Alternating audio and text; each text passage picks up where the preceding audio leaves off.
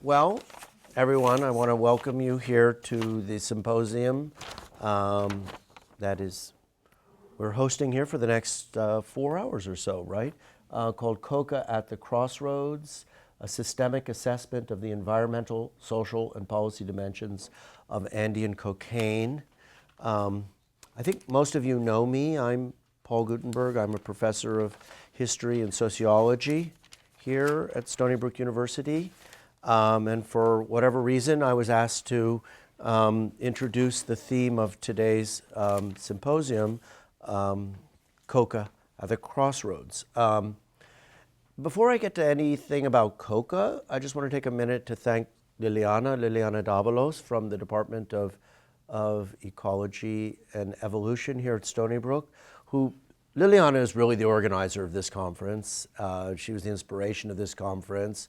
It is related to another project that Liliana and I had going here at Stony Brook, but she's taking it much further than I ever imagined. A few years ago, we put together a small group, which I think the title of it was Andean Studies, the Problem of Coca Leaf in Interdisciplinary Perspective, which is something that I just do want to touch on a little bit today. And we were funded by the Provost's office here, along with other types of kind of interdisciplinary research groups here at Stony Brook. Not modestly funded, by the way. Don't everything is modest at Stony Brook. And it broadened to include a number. We actually have a cluster of people who work on the Andes from different perspectives. Some of them will be coming later. Paul Furbis in Hispanic languages, Silvia Rendon in economics, and a number of other people who are Andeanists here at the university.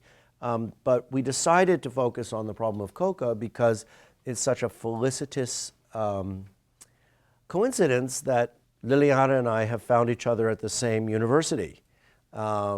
Pretty rare that two people who are very invested in the study from very different disciplinary perspectives who are studying the same phenomena are together here. And this is made for some, not to go too overboard on this, but it's been such a pleasure to have Liliana as a colleague here because of her different orientation on the problem.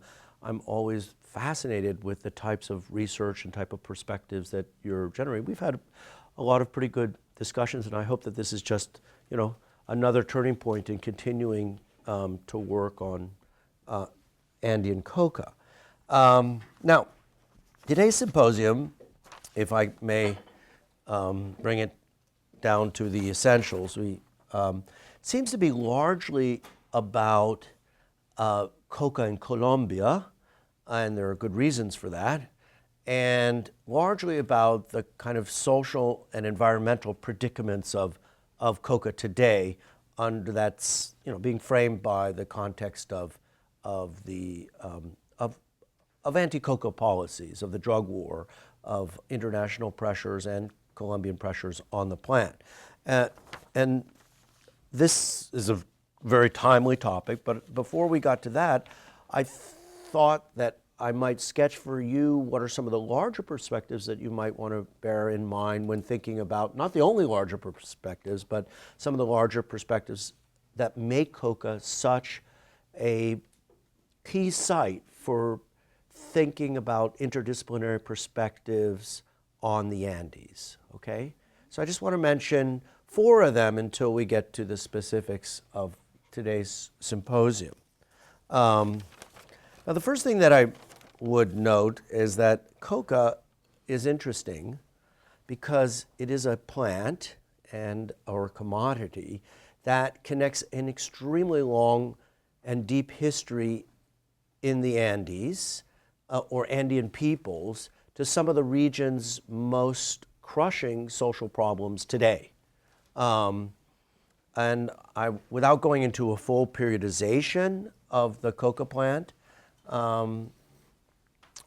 it is one of the oldest known cultivars in South America. How old is it anyway, Liliana? Did you say 3,000, 5,000? 3,000, yes. See, every time you read a new journal article, you find out that Coca's been domesticated longer than they ever thought. which is true, right? Well, we also find out that people have been in the Americas longer than we thought.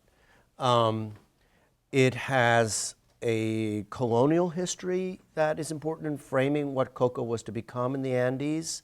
It has a national history in Andean republics that is virtually unstudied, and I'm urging my students to work on that. And then it has a contemporary history.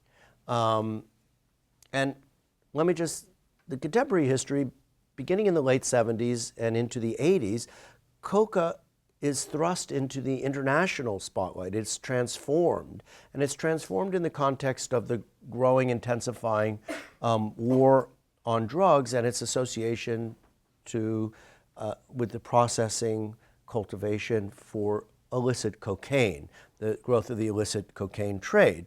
And coca not only expands its geographic and social scope in the Andes dramatically during the 1980s and 1990s, but it's turned into what some observers call a conflict good, which is a highly contested concept itself, conflict goods.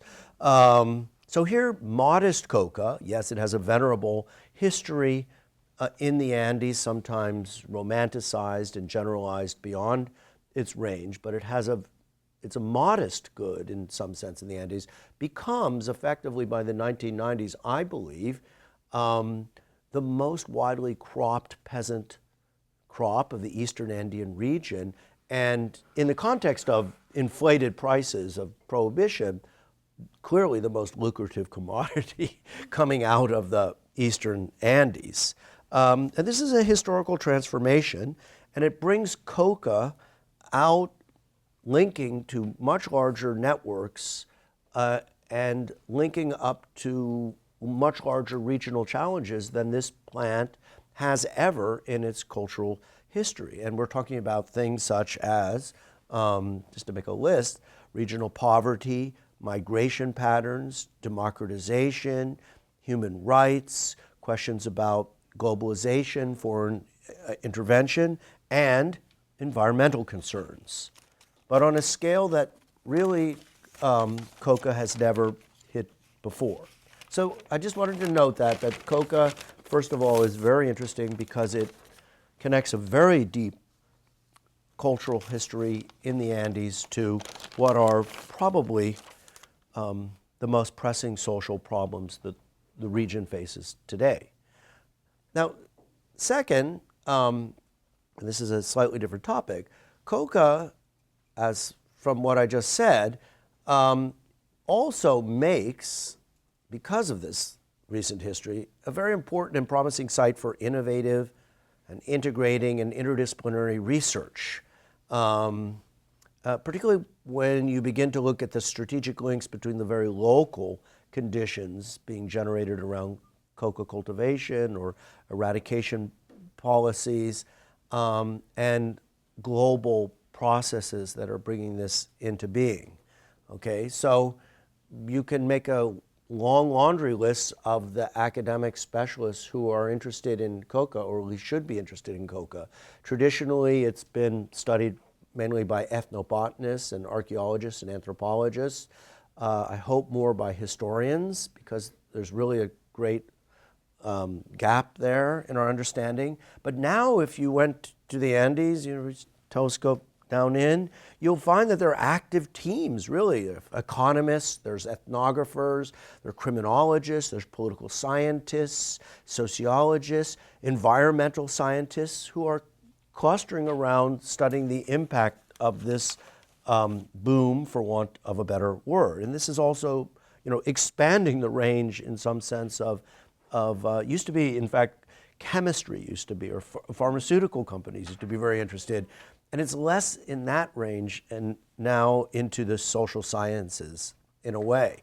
And this list is not exhaustive because I'm sort of keeping out of the picture the whole bureaucracy, international bureaucracy of people who are concerned with coca. There are teams of people in the Defense Intelligence Agency, I met some of them, or in various parts of the UN, or in the DEA, who have all these coca Andean response teams. And they are people with university degrees, and they are studying coca in various ways.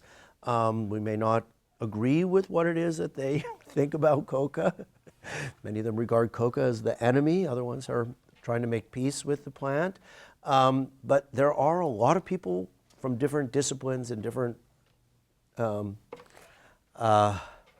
should we say it, compartments of bureaucratic compartments who are working on this problem and in many cases not communicating with each other at all. Okay. So one of the things that I hope that comes out of a meeting like this is to continue to expand the ways in which the people who do work on Coca from various disciplines in various countries and maybe they even cross those various other boundaries that academics don't cross that much, will talk to each other more and share their concerns and can share their results.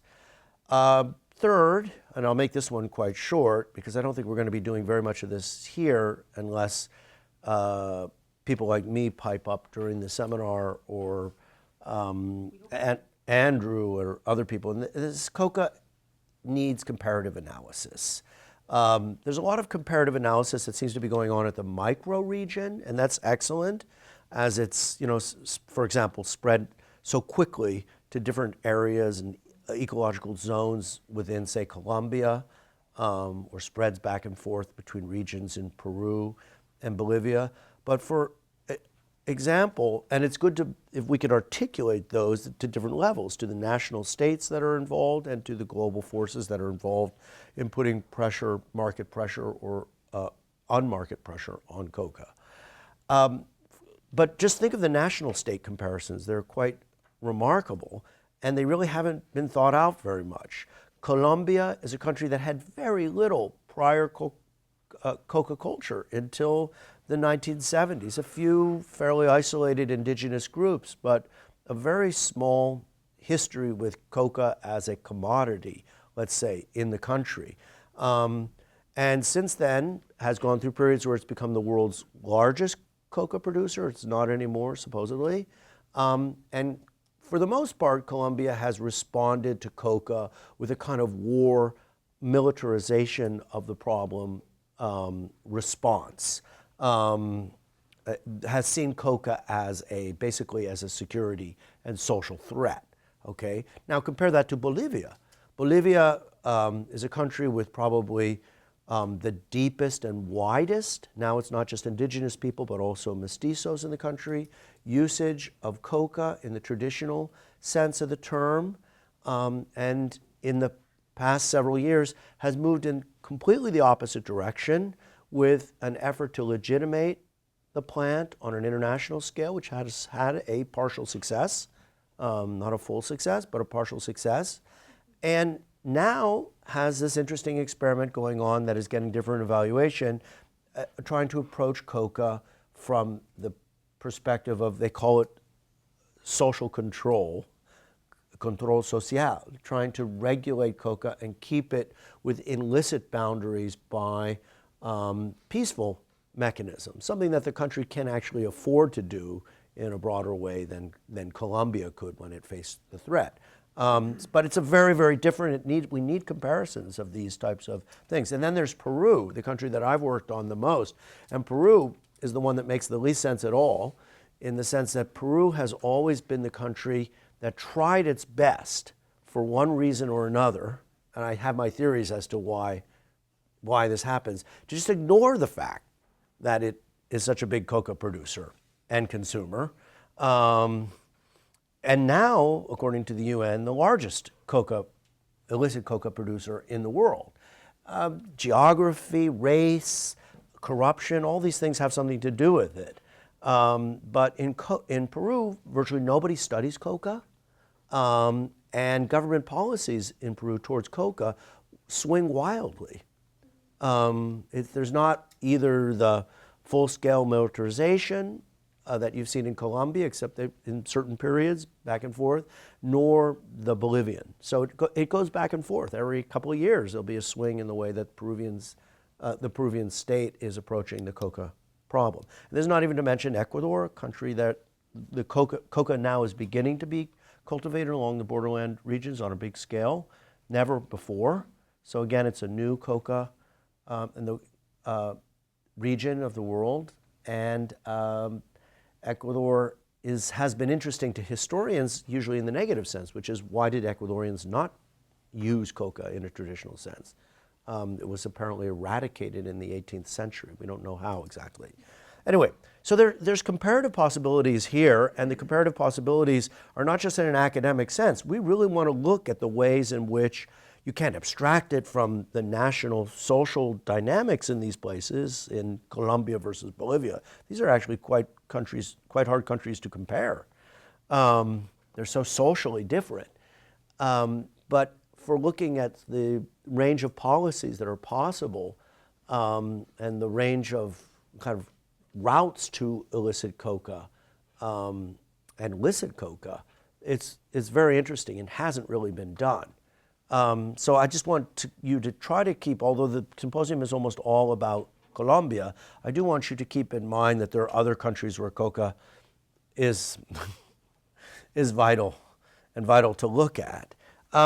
Finally, just to bring this portion to the introduction to a close here, it's obvious that coca has critical policy and, for want of a better word, people implications, and that it's human implications, let's call them. It's a plant, but it has a lot of human implications, and that studying coca in 2013 could never be more timely. You know, by the way, we talked about this once before, but there's actually been a kind of a drop-off in academic research projects about coca. There were a bunch of them spawned in the 80s, and so you still have these very old collections. You know, what was that one that was done by Cornell University, Lilian? Yeah, like you had these short little volumes of comparing coca and coca una planta sanitarizada, and you had 2 or 3 collections like this that came out of symposiums that were all held in the 80s. Then you have a drop, nothing. But now it's time to get back to trying to sort of update what we know and the shifts that have occurred in coca. And I hope that Stony Brook can actually become one of the places that we try to articulate this type of more integrated study of coca. So why the policy and human implications? Well, the coca bush is now at the vortex, as I mentioned at the beginning, of the region's sharpest political and social dilemmas. Questions about violence, conflict resolution, peasant livelihood, displacement, social and human rights questions, crime control strategies, control of international trafficking organizations, so that's more cocaine, coca, and not the least, dear to Liliana's heart, the biodiversity issues. The biodiversity issues are not incidental to coca, given that coca happens to thrive in one of the world's most biodiverse regions, and one that is extremely vulnerable to lots of things. And the interaction of these environmental considerations with the human and policy considerations should be foremost in your mind, since there are a large number of people from the biological sciences here. Anyway, the other thing is worth noting, I think everybody in this room probably knows this, is it's timely in the sense that the past couple of years have seen almost a revolution occurring in the ways in which the discourse and politics of drugs and coca are being expressed. Traditionally, and I say this as a historian who studied the question, drug policy was exported from the UN and the United States in close consultation, imported into Latin America, adopted zealously for reasons of their own by most of the republics of the Andean region after the 1960s or 70s. Suddenly this is changing. And we could go into that, but suddenly, for the first time, and who knows whether it will really last, it could be a flash in the pan, but I doubt it.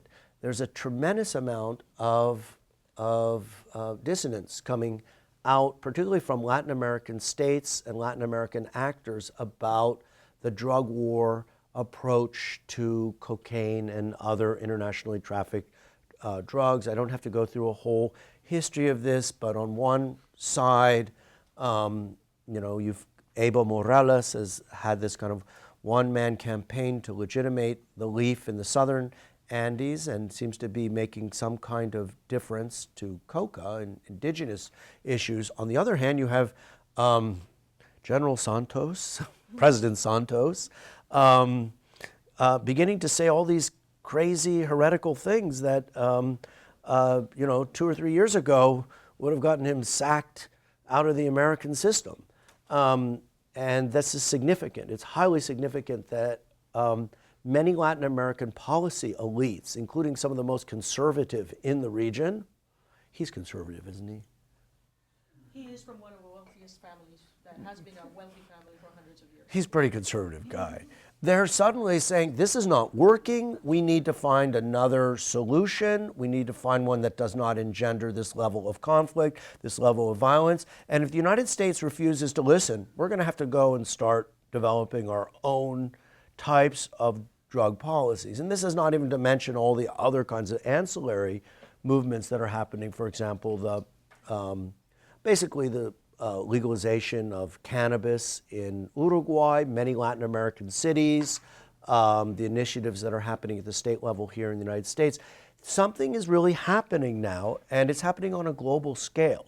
But Latin America is taking a big lead in terms of criticizing the monomaniacal focus on eradication policies, on the argument that this has just not worked, or on the argument that the human and other collateral costs, this is what I would emphasize, because in some sense, yeah, it has worked to reduce the amount of coca in Colombia, but that doesn't change the global problem, is that the collateral costs, which are borne primarily by Latin Americans and Latin American states, such as Mexico now, are just way too high. And that the United States has to shift its vision and the United Nations has to shift its vision. Some parts of the United Nations apparently are beginning to, yes, shift their position and opening to the idea that it's time to, and this is all coming to a head. I don't know whether people are aware of the real politics going on here, but the OAS, that was not just one meeting they had where they spoke back to the United States. They actually commissioned a series of fairly serious reports that are due out soon that are to lay out serious alternatives to the way in which the hemispheric drug policies have been. This is what it reminds me of what Fidel Castro once said. This may seem like an obscure quote, and don't ask me why I have obscure quotes from Fidel Castro in my mind.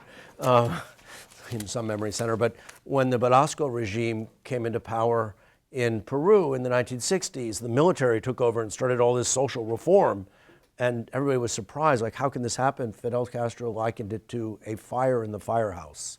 And this is what's happening in the opening discussion, which is not the same as legalization, but a broader discussion, is akin to a fire in the firehouse and may, in fact, if it continues to be an active discussion, may be one of the key sources for change in drug policy, because there's very little source for change here in the United States, something which, if people want to hear my opinions about that later, we could do that. Anyway, I wanted to give you the broadest issues. Thank everyone for participating, coming today, and especially, again, Liliana for organizing what is a very serious and needed interdisciplinary discussion, bringing top researchers here to our university. What are we going to do in terms of the schedule? Would you like me to, or would you like to? We are 11 minutes behind. Okay. So, oh, well, then you'd like me to. This is fantastic. Thank you.